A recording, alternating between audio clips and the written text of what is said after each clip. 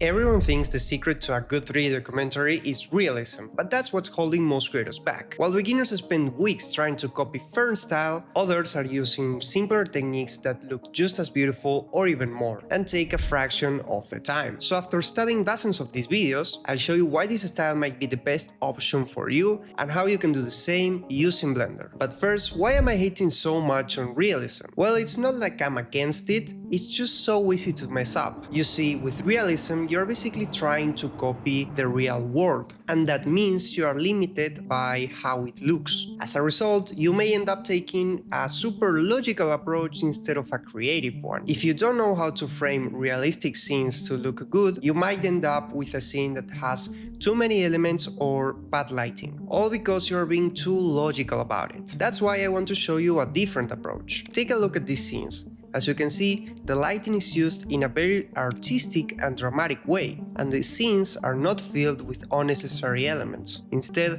they are focusing only on the most important parts, telling the viewer exactly where they should look. That's the power of what I call black void scenes, where you can really make your creativity shine by adding lighting effects, simulations, and more, making use of what makes 3D special without trying to recreate reality. But yeah, now that you know the power of black void scenes, let me show you how you can do one inside of Blender. I'm going to show you a recreation of this opening shot from a recent Fern video. Just take into account that I may go a bit fast without explaining why I press every button. So if you actually want me to teach you how to make a black void scene as if you've never touched Blender before, just go to the first link in the description to go to my render room community. There you can start a free trial and watch the lesson Your First Render Today. There you will get rid of any fear or overwhelm you may have while using Blender. So without further ado, let's start with the tutorial. First, I delete the default cube, check the scene and switch the render engine to cycles.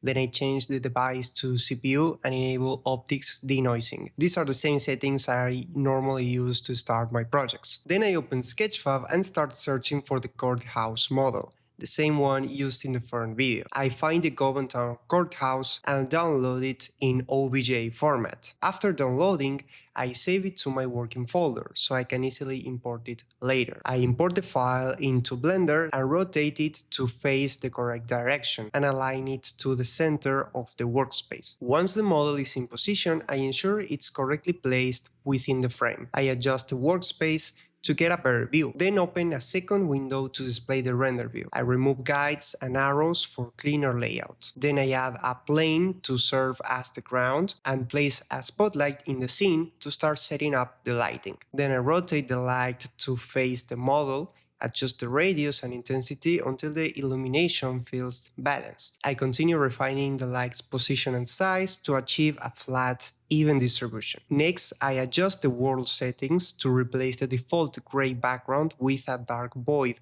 matching the look from the Fern video. I tweak the light intensity further until I get the right contrast. Then I move the courthouse model slightly over the plane to make sure it isn't clipping. Since the plane is grouped with the model, I move it into a separate collection named Ground and create another collection for lights. I select all the courthouse pieces and align them with the ground plane. Then I duplicate the spotlight to add a second light source on the opposite side for a more balanced illumination. I add the camera and begin framing the scene in the same way as the original Fern video. I reset the camera's rotation, set the x-axis to 90 degrees and adjust the workspace for better visibility. Pressing 0 on my numpad switches to the active camera view, so I can fine-tune composition directly through it. At the bottom of the screen, I open another workspace for the shader editor. Here, I create a new material named Ground Material. I set the roughness to 0.3 and darken the base color to achieve a subtle, grounded tone. While checking the render view, I noticed some mesh issues with the courthouse model. I switch to edit mode and start cleaning up overlapping edges and faces. I delete unnecessary geometry and close the gaps manually until the mesh looks clean and uniform. Next, I look for a dome model to place on top of the courthouse. After searching on Sketchfab, I find a suitable one in neoclassical style and import it. I go to edit mode, delete the lower vertices, and keep only the dome structure. I position the dome in the center of the courthouse roof, set the origin to geometry, and scale it evenly from the center. Then I apply the same material as the main structure for consistency. For the American flag, I couldn't find a suitable one in BlenderKit, so I searched on Sketchfab again and downloaded a pre-animated version. I imported, resized and rotate it to match the Fern video's position, then move it to its own collection named Flag. I also moved the dome into its own collection for better organization. I set the animation range for the flag to 120 frames so it loops seamlessly during playback. Then I search for a material in BlenderKit that matches the courthouse look. I connect a value node to control scale uniformly and adjust metallic and roughness settings until the reflections resemble the reference video. I add a color node and lower the white values slightly to tone down brightness.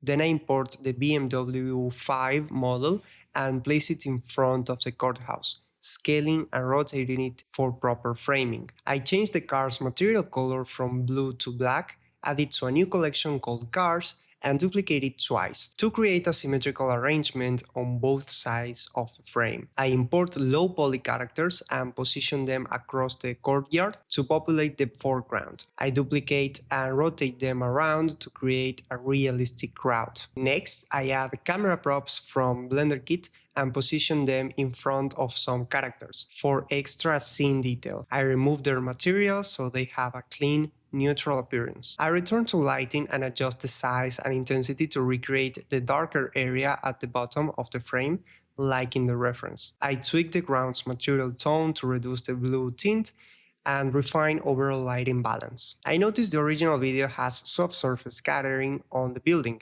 so I enable it and fine-tune the settings until a light softly passes through the material. To enhance the effect, I add a backlight behind the courthouse, increase its intensity, and link it only to affect the building. This way it illuminates the building without showing up in the background. I add a sphere in front of the building and name it Camera Target. Then I select the camera and attract two constraints to target it to the sphere. This ensures the camera always stays focused on the building as it moves. I set the project to 24 frames per second and extend the animation length to 150 frames. I duplicate the keyframes of the flag animation so it loops smoothly for full duration. Then I animate the camera by setting a starting frame, moving it slightly downward on the y-axis and adding some easing at the end so the motion slows down naturally. I adjust the characters so none of them are floating above the ground, then play back the animation to check everything before the final lighting pass. Finally, I animate the lights so the scene starts dark and gradually brightens. I keyframe the intensity at 0, then increase it over time. I offset each light slightly so they don't brighten all at once, creating a natural fade-in effect. For render settings, I set the output to 1920 by 1080, 100% of scale and 24 frames per second. And the output format is PNG, 16-bit and RGB. Render engine is Cycles, with a noise threshold of 0.01 and max samples of 100. For the denoising, I enabled optics and then went under performance and enabled persistent data. This will help render the animation faster because it has to load the textures just once and then uses the same data for the rest of the frames. I also turned on motion blur. Finally, for color management, I set the view transform to AGX and medium high contrast. Then if you want to render this animation, you have to go to the output settings, select an output path, and once that's done, you go to render and render animation. Once rendering is done, I switch to the video editing tab and go to the timeline, pressed Shift A and add an image sequence. Then I went to the folder where all the frames from my animation were exported, selected all of them and aligned them on the timeline. Then I changed the output format to FFmpeg video, changed the encoding from Matroska to MPEG-4 and set the quality to high quality. Then I go to render and render animation, and this is the final result. If you like this video, you will probably like this one. Consider subscribing and I'll see you in the next one. Bye bye.